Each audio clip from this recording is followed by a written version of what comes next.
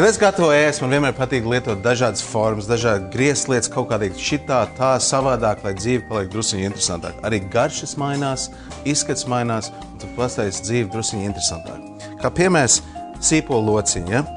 Mājās ļoti bieži vienkārši griežam taisni šitāds te gabliņos, ja?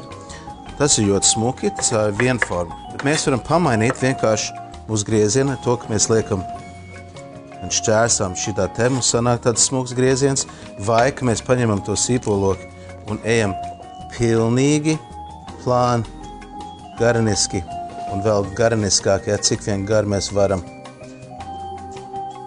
Un kas notiekās? Mums forma mainās un kaut kāds garnējums ir pilnīgi savādāks. Vēl viena lieta, ko mēs varam darīt, mēs varam paņemt, nolikt bļodiņu ar augstu ūdeni, un paņemt to lociņu un, kā piemērs, paņemt ar nazīti, iegriezt šitā te,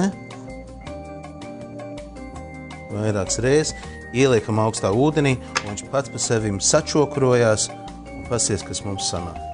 Kaut kas baigi forši, kaut kas baigi smuks. Vienkārši un labi.